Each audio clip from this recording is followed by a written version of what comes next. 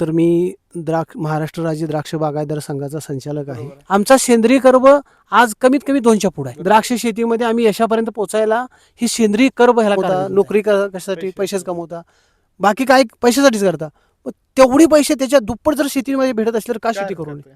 तर नमस्कार शेतकरी मित्रांनो, मी कृषी दूत सायला स्वागत आहे आपल्या युट्यूब चॅनलवरती. विशाल नर्सरी ॲग्रिकल्चर नर्सरी. आमचं लोकेशन आहे एराडवाडी, तालुका पाटण, जिल्हा सातारा. तर मी आज आलो विठ्ठलवाडी, उमदी, तालुका जत, जिल्हा सांगली येथे. तर आज काय आहे तर आपले शेतकरी मित्र विठ्ठल चव्हाण यांच्याशी आपण आज चर्चासत्र करणार आहोत, म्हणजे मुलाखत घेणार आहोत, जेणेकरून तुम्हाला वेगवेगळ्या गोष्टी द्राक्ष पिकाबद्दल, बेदाण्याबद्दल, त्यांचं नक्की कसं काय करून हे इथपर्यंत पोहोचलेत, ह्यांचं कसं काय कष्ट होतं, काय होतं हे आता तुम्ही जवळून बघू शकता. सर चला आपण आज जाऊयात. आता इकडं आता सगळं हे थॉम्सन सीडलेसचीच आहे. हे आता द्राक्षाचं घड बघू शकता तुम्ही. आता डायरेक्ट हे बघून आपण डायरेक्ट मुलाखतीला सुरुवातच करणार आहोत. हे बघा इथं हे आता सगळं द्राक्ष आता हार्वेस्टिंगला आलेलंच आहे. तर आता आपण बसून 50% झाले, 50% झालेला देखील आहे. कमी केलं. आता ह्यातनं 50% माल काढला म्हणलं विचार करा 100% माल जेव्हा असेल तेव्हा काय अवस्था असेल. हे बघा सगळीकडे अजून पण आपल्याला द्राक्ष बघायला भेटतात. तर सर चला बसून आपण सुरू करू. तर शेतकरी मित्रांनो, आता आपण मुलाखत चालू करणार आहोत. आता आपण आलो आहे द्राक्ष बागेमध्ये. वरती बघू शकता सगळीकडे द्राक्ष आहेत. तर आता सरासनी तुमचा पहिला प्रश्न आहे की तुमच्याबद्दल जरा माहिती सांगा शेतकऱ्यांना. नमस्कार, मी विठ्ठल बाबूराव चव्हाण. तसं तर मी महाराष्ट्र राज्य द्राक्ष बागायतदार संघाचा संचालक आहे.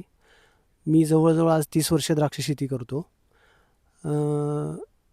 सुरुवातीला आमची परिस्थिती खूपच हलाखीची होती, कारण आम्ही झोपडीत राहणारी माणसं.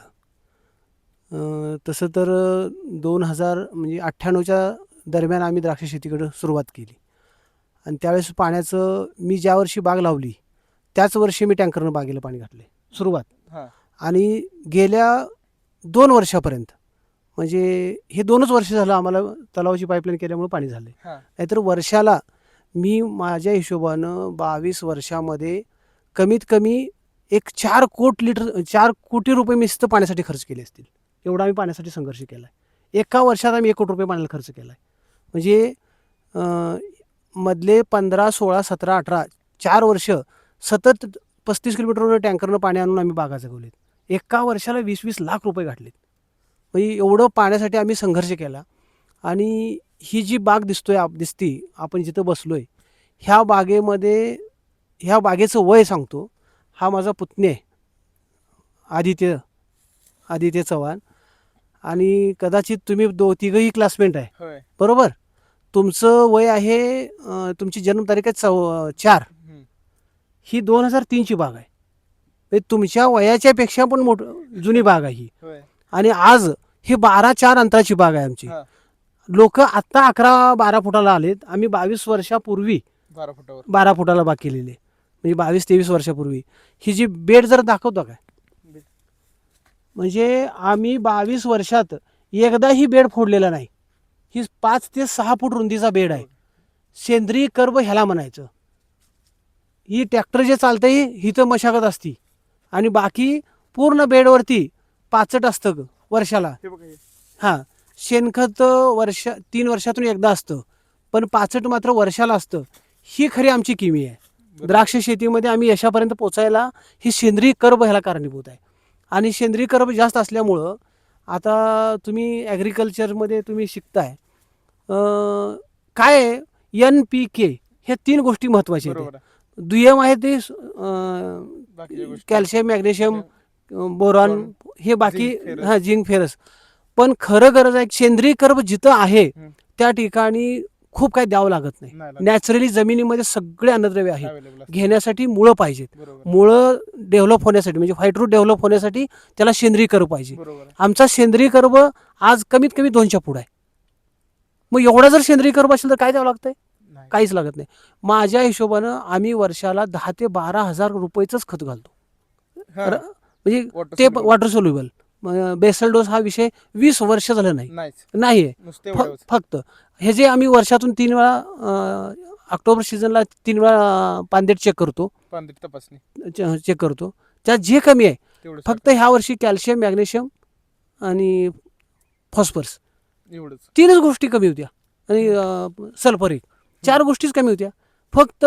म्हणजे 2 बॅगा कॅल्शियम, 2 बॅगा मॅग्नेशियम, 2 बॅगा 1261 झालं काम. 6 बॅगा म्हणजे किती खर्च आहे? 10,000 12,000 याच्यावरती आम्हाला 5 ते 6 टन बेदाणा निघतो.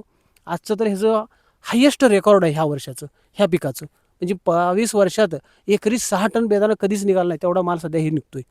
झाडामध्ये म्हणजे 14 किलोचे 2 क्रेट म्हणजे 28 किलो माल निघतो झाडाला. एकरी 900 झाडं आहेत.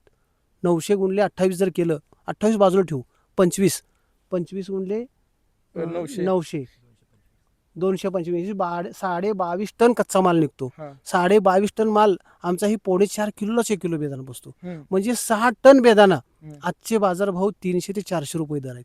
ते 350 रुपये 300 रुपये अवरेज आम्हाला भेटते. म्हणजे साधारण 18 लाख 18 ते 20 लाख मी सोडून देऊ, 18 लाख तर नक्की पैसे होते एकरी. ह्याच्यापेक्षा जास्त पैसे कशात भेटतात?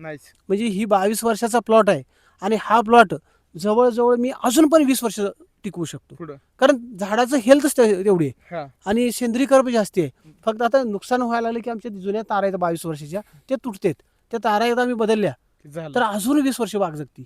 म्हणजे द्राक्ष शेती ही एक असं पीक आहे, कितीही पाऊस झाला, ह्या वर्षी ह्या प्लॉटमध्ये माझ्या 50 वर्षाच्या इतिहासात हायेस्ट पाऊस ह्या वर्षी आहे. ह्या वर्षी म्हणजे एवढा पाऊस असून 2 महिने ह्या बागेतनं पाणी वाहत होतं आणि एवढा माल दिलाय. म्हणजे असं कुठलंही पीक नाही की जास्त पाणी झालं नाही पीक बाद होते. ऊस देखील बाद होतो. पण द्राक्ष शेती आज आम्हाला फक्त त्याचं मात्र व्यवस्थित पाण्याचं व्यवस्थापन जर व्यवस्थित केलो, ह्याची मुळी जर ह्या बेडमध्ये कंटिन्यू आपण वापशावरती ठेवलो, 100% पीक वाया जात नाही. आणि ही एकच नाही, आपण जेवढी पिकं करतो म्हणजे द्राक्ष असतील, आंबा असेल, डाळिंब असेल, पेरू असेल, सीताफळ असेल, ह्या फळबागा अधिक भाजीपाला देखील असेल, काय असेल तर बेडवरतीच करायला पाहिजे. आम्ही मिरची केली पूर्वी, मिरची 8 फूट 10 फूट अंतराला केली. त्याचेही पैसे आम्हाला मिरचीची एकरी 2 ते 3 टन वाळलेली मिरची भेटली. त्यावेळेस दर आम्हाला 400 रुपये किलो भेटला. म्हणजे त्याचेही पैसे आम्हाला चांगले झाले. म्हणजे एकत्रित सांगायचा उद्देश काय, तो काय आमचा जास्त काम नाही आहे, पण कुठलंही पीक केलं की बेडवर जर केलो तर 100% माणूस सक्सेस होतो. त्या बेडमध्येच पांढरी मुळी फास्ट चालती, दिलेली म्हणजे अन्नद्रव्य जे काय देणार आहेत ना, पांढरी मुळी त्या बेडमध्ये जास्त तयार झाली की भेटतंय आणि 100% उत्पादन चांगलं भेटतं. तर आता शेतकऱ्यांनी सांगितल्याप्रमाणे की सेंद्रिय कर्ब, आता सेंद्रिय कर्ब साधारण म्हणजे माझ्या माहितीनुसार 1 ते 1.5 म्हणजे लय झाला म्हणतोय, लय तेवढा. आणि हेक्टर आहे बघा, हे आहे कुठलं तर फळपीक आहे. फळपिकाला जास्तीत जास्त अन्नरसाचा खेचला जातो, कारण त्याला एकतर ते वाढ करायची, त्या राहिलेली त्याला फुलाकडे पाठवायची, त्यातनं बी त्याला फळ वाढवायची, आपल्याला चांगल्या प्रकारचे फळ द्यायचं. म्हणजे सेंद्रिय कर्ब ह्या शेतकऱ्यांनी म्हणजे एक नंबर मन असं भरून आलं. आणि दुसरी गोष्ट सर म्हटल्याप्रमाणे बेडवर करा. कसं असतं, जे झाडाचा अन्नरस आहे ते कुठलं म्हणतात पांढऱ्या मुळीत, पण जे मुळीचं केस असतात म्हणजे पुढील भाग तेच आपलं जास्तीत जास्त अन्नरस खेचतो. म्हणजे सर म्हटल्याप्रमाणे जर का आपण त्यावर काम केलं तर 100% आपलं उत्पन्न चांगलं भेटणार. सर आता पुढचं प्रश्न मला उत्तर द्या की तुम्ही व्हरायटी कुठली आणि हीच का निवडली? ही पूर्वी 22 वर्षापूर्वी म्हणजे तसं तर मी 98च्या दरम्यान आम्ही थॉम्सनचीच लागण, त्यावेळेस सगळीकडे थॉम्सनचंच म्हणजे सुरुवात होती ना थॉम्सनची. आणि वनरूटवरती बागा होती आमच्या दुसऱ्या बाजूला. त्याच्यानंतर आम्ही हे रुष्टाकवरती आलो आणि रुष्टाकवरती उत्पादन वाढलं, वनरूटवरती उत्पादन कमी होतं.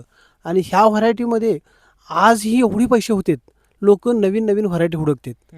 ठीक आहे, लोकांना नवीन द्यायला पाहिजे, मार्केटमध्ये नवीनला किंमत आहे, नाही असं नाही.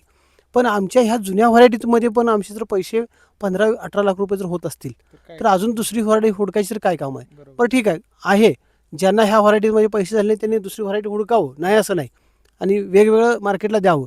पण आम्ही ही निवडायचं कारण म्हणजे त्यावेळेसची परिस्थिती ही होती की ह्याच व्हरायटी होत्या, त्यामुळे ह्याच्यावरतीच काम करत राहिलो. आणि आजही ह्याचे पैसे होते, ह्याचे जोपर्यंत पैसे होते तोपर्यंत ही प्लॉट मी ठेवणार आहे. बरोबर, 20 वर्ष पण टिकेल, 30 वर्ष पण टिकेल. माझं ह्या प्लॉटचं मी रेकॉर्ड करणार आहे, मी जिवंत असेपर्यंत ठेवायचा माझा मानस आहे. पण बघूया, कारण दुसरं क्षेत्र पण आपण घेतोय, वाढवतोय, ते पण आहे. पण ही मला पैसेच देते वर्षाला, तर का आपण ह्यातनं का बाहेर काढायचं? फक्त थोडीफार तारा वाई वगैरे ही जर थोडं खराब होत चाललं ती तेवढं बदलावं लागेल मला. 1-2 वेळा मला रिकट घेऊन त्याला झाड तयार करून घ्यायचं आहे आपल्याला, आणि 20 वर्ष प्लॉट चालेल, काहीच अडचण येणार नाही असं. आता माझ्या माहितीप्रमाणे तुमचं माणिक चमनचा पण प्लॉट आहे, ह्या दोन्हीमध्ये जरा फरक काय असतो मला जरा सांगता, म्हणजे ओळखताना वगैरे? माणिक चमनची लांबी असते जवळजवळ 28 mm पासून 35 mm पर्यंत. काही लोक अगदी 40 mm पर्यंत पण त्याची लांबी मिळवतात. पण आम्ही तर 28-30 mm ला समाधानी आहे. हं. ही गोल हे 18 mm होतोय, 16 ते 18 mm. आणि माणिकचमन आहे त्याची लांबी 16-17 mm जाडी जरी असली, 15-16 mm लांबी मात्र त्याची जवळजवळ 30 mm असते. हा. ती लांब असते, ही गोल असते. ह्या 2 व्हरायट्या जुन्या आहेत, जुन्या जुन्या आहेत त्या, पण आजही पैसे देतात. आता नवीन व्हरायटी आणखीन मार्केटमध्ये भरपूर आहेत. भरपूर म्हणजे काय, 20-25 नव्हे 100 व्हरायटी मार्केटमध्ये. पण आमच्या ह्या जुन्या व्हरायटी आम्हाला हे पैसे देतात. अजून आम्ही आमचा भाग बऱ्यापैकी ह्याच्यावरतीच आहे. आता आमचे मित्र आप्पा भोसले वगैरे आहेत, त्यांनी ब्लॅकमध्ये बेदाणा चालू केला आहे. तो ह्या वर्षी हायेस्ट 1100 रुपये दर भेटलाय. 1100 रुपये किलो हायेस्ट. म्हणजे तो माल म्हणजे मालच आहे. ग्राहक बघितला की नाही घेणार म्हणजे घेणार. तेवढा पल्प आहे, तेवढी टेस्ट आहे. सर मला आता सांगा, काळ्या मनुका जो असतो ह्यात काय फरक असा काय मेन? फरक म्हणजे काय आहे, म्हणजे एकतर ह्याच्यात पण काय कमी असं नाही, त्यात जे आहे तेच ह्या व्हरायटीमध्ये, पण ती दिसायला आकर्षक आणि वेगळे पण आहे. लोकांना वेगळं द्यायला पाहिजे ना. नवीन व्हरायट्या पण आता भरपूर मार्केटमध्ये आलेत. आता आम्ही पण सर्चिंग चालू आहे, कारण ह्याच्यावरती थोडीफार गळकूज वगैरे होतेत ना. हे आता नवीनमध्ये व्हरायटीमध्ये त्या जर समस्या जर कमी झाल्या तर आम्ही त्याच्याकडे पण वळणार आहे पुढे भविष्यात. बरं बरं, चालतंय सर. आता बाकीचा अजून प्रश्न विचारतो. तर सर आता आपलं एकूण किती क्षेत्रावर लागवड आहे जरा सांगा. आता ही आपली द्राक्षे आहे 12.5 एकर. याचा बेदाणा आमचा जवळजवळ एक 50 ते 55 टन निघतो. आणि आजच्या दरानुसार एक 350 रुपये पर किलो आम्हाला रेट भेटेल. 100% भेटेल, हायेस्टच भेटेल, जास्तच भेटेल, पण कमी नाही भेटणार. पण कमीत कमी 350 रुपये ॲव्हरेज दर आम्हाला भेटतील.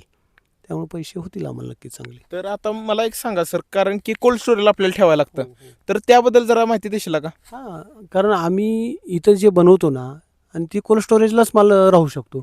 इथं आम्ही एक दिवस पण ठेवत नाही. आज माल बनला, सगळा बॉक्समध्ये तयार झाला की दुसऱ्या दिवशी कोल्ड स्टोरेजलाच ठेवतो. आणि कोल्ड स्टोरेजमध्ये वर्षभर नव्हे, आपला जोपर्यंत विक्री करायचं आहे तिथपर्यंत राहू शकते ना. आणि मार्केटला ज्या दिवशी दर येते त्यावेळेस आम्ही विक्री करू शकतो. रेटचं कसं असते काय जरा कोल्ड स्टोरेजचं जरा कोल्ड स्टोरेजचं रेट आत्ता 50 रुपये, 60-70 पैसे किलो महिन्याला त्याचं भाडं असतं. म्हणजे 1272 7 रुपये 20 पैसे किलोला. बर. आणि तर किती टन आपला माल असतोय? आमचा वैयक्तिक तर असा असतो की 50-55 टनापर्यंत हा दरवर्षी असतो. तर आता सर मला एक सांगा की एकरात सरासरी किती आपली झाडं बसतात ते तुम्ही सांगितलं मगाशी. एकरी झाडाचं पण गणित थोडं वेगळं आहे. आम्ही पूर्वी ही 12-4 अंतर केलेलं आहे, पण आम्ही 11-4 वरती थांबलोय वैयक्तिक. पण काही लोक 10-4 आहेत, 10-5 आहेत, 9-5 आहेत, 8-5 आहे, 7-5 आहे. पण लोक कमी अंतरावरती येऊन समस्या वाढवून घ्यायला लागली. आज सांगलीचा भाग जो आहे ती कमी अंतरामधनं बागा काढून टाकायला लागली. आणि ह्याचं एकच कारण आहे, त्या लोकांना ते म्हणतात आम्हाला ते आमचं पॅटर्न बसलंय आम्हाला, पण आजच्या घडीला त्यांचे पैसे होत नाहीत. त्याचं एक कारण असं मला वैयक्तिक वाटतंय, आमचे अंतर जास्त आहेत आणि आम्हाला सूर्यप्रकाश जास्त मिळतो, हवा खेळती राहते वर्षानुवर्ष, झाड हेल्दी. म्हणजे हे 11-4ला आम्हाला 1000 झाड बसते पर एकर. त्यांनी पण कमी अंतरावरती 1000 झाडच बसवतात. 9-5ला पण 1000 झाडच बसते.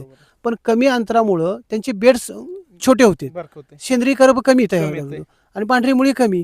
आमची दुप्पट पांढरी मुळी. आम्हाला वजन त्यांच्यापेक्षा आम्हाला जवळजवळ 25 टनापर्यंत कच्चा माल निघतो. आणि ती लोक 12 टनावरती 10 ते 12 टनावर थांबलेत. मग आम्ही एवढं जर भेटत असेल तर का अंतर वाढवू नये? बरोबर. आणि बरं वर्षभर ह्यातनं ट्रॅक्टर फिरायचा असतो, ह्या गल्ल्या वाढत जातात कमी अंतरावरती. आयुष्यभर ट्रॅक्टरचे फेरे वाढले जातात, त्याचं डिझेल आहे आणि औषध जे असतं हे आमचे कमी ह्याच्यावरती चालतं ना. बरोबर. आणि हार्वेस्टिंगला आम्हाला सोपं आहे. पूर्ण भरलेला ट्रॅक्टर आम्ही बाहेर काढतो ह्यातनं भरून. म्हणजे कमी अंतरावरती ट्रॅक्टर चालत नाहीत. ही सगळी समस्या वाढत चालली. म्हणून जास्त अंतरावरती ज्याच्या बागा आहेत ते जास्त दिवस टिकतात. बरोबर. हा कन्सेप्ट आता अगदी नाशिकवाल्यांनी पण डेव्हलप केला. त्यांनी 11-12 फुटावरती आत्ता पोहोचलेत, आम्ही 22 वर्षापूर्वी पोहोचलोय. बरोबर. म्हणजे हा फरक आहे ना. आम्ही एवढे ह्यात पैसे करतोय ही आमची जी कामं आहेत ना ह्याच्यामुळेच. बरोबर. 11 फूट 12 फूट अंतर, आमचं बेल्ट, सेंद्रिय कर्ब जास्त, मल्चिंग असतं वर्षाला. म्हणजे खूप खर्चही कमी आहेत आमची. एकरी 3 लाख आमचा खर्च फक्त लेबरसाठी जास्त खर्च आहे. नाहीतर पण खतं औषधाला तर लागू शकते, पण खतासाठी म्हणून काय खूप लागत नाही. व्यवस्थापनाला पैसे जास्त आमची, बरोबर. कारण लेबर प्रत्येक गोष्ट आम्ही मोजून ठेवतो. बरोबर. झाडाला 11 अंतर आहे, 11 32 काडी ठेवतो, 32 काडीला 64 घड असतात, म्हणजे 60 ते 70 घड असतात. एक घड 400 ते 500 ग्रॅम घड राहतो. 400-500 ग्रॅम म्हणजे 60 घडच 400 ग्रॅम 24 किलो माल झाला ना. 24 किलो म्हणजे 24 टनच एकरी. 1000 झाडं 24 टनाचे 5 ते 6 टन बेदाना सहज होतो. तेवढा 100% होणारच. म्हणजे हा म्हणजे आम्ही पिकवतो नाही असं नाही, पण काही लोकांचं मत एवढं होत नाही असे मत आहे, पण 100% होतंय. साधं गणित आहे. बरोबर. 1000 झाडं बसतात, झाडाला 24 किलो माल बसतो, 24 टन होतंय, झाला माल तयार. 6 टन बेदाना होतो. 6 किलो म्हणजे 4 किलो बेदाना होतो. बरं ठीक आहे, ही एवढं जरी नको आहे ना, अगदी 4 टन बेदाना आमचे डोळे झाकून होते, अगदी इझी, कमी खर्चामध्ये पैसे आहेत. चांगलं आहे. हे सगळं आहे ना अनुभवाचं बोलायचं. आता शेतकऱ्यांच्याकडे बघता ह्यांचे कार्य, ह्यांनी सुरुवातीला खूप हलाख्यात दिवस काढल्यात. एक पाणी नसताना तिथून टँकरनं पाणी आणून घालणं, वाढवणं, आता ह्या स्टेजला येतं, पण ते काय काय दिवस यांनी काढले ते त्यांचं त्यांनाच माहिती.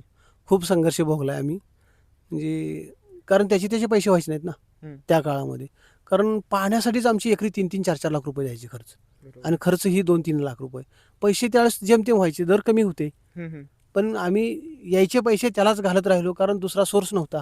नोकऱ्या नाहीत, म्हणजे काही नव्हतंच ना त्या सुरुवातीला. आता तरी भाऊ आमचे, आम्ही 3 भाऊ आहे, एकटे प्राध्यापक आहेत आणि एकटे शिक्षक आहेत. म्हणजे मोठे भाऊ म्हणजे शिक्षक होते, ते सोडून पण आज जवळजवळ 14 वर्ष झाली. 10 वर्ष नोकरी, गव्हर्नमेंटची 10 वर्ष नोकरी हायस्कूलमध्ये करून संस्थेत त्रास देताना नोकरी सोडून दिली, आणि आम्ही दोघे मिळून शेती करतो. आज त्या नोकरीमध्ये किती पैसे भेटतात, त्याच्या 4 पट पैसे भेटतात. बरोबर. कशाला नोकरी पाहिजे? नोकरी कशासाठी पाहिजे? पैसेच पाहिजेत ना. तुम्ही व्यवसाय करा, पैसेच कमवता. नोकरी करा कशासाठी? पैसेच कमवता. बाकी काय पैशासाठीच करता. तेवढे पैसे त्याच्या दुप्पट जर शेतीमध्ये भेटत असले तर का शेती करू नये? नवीन पिढीने त्यासाठी म्हणतो मी की शेतीमध्ये यावं. त्याशिवाय प्रामाणिकपणाचे कष्टाचे पैसे आहेत ना. बरोबर. 1 रुपया कमिशन आजपर्यंत आम्ही कशाच खाल्लेलं नाही. कष्टाचे पैसे आहेत, जे काय उभं केले ते पूर्ण स्वतःच्या ह्या काळ्या मातीनं दिलेलं आहे आम्हाला.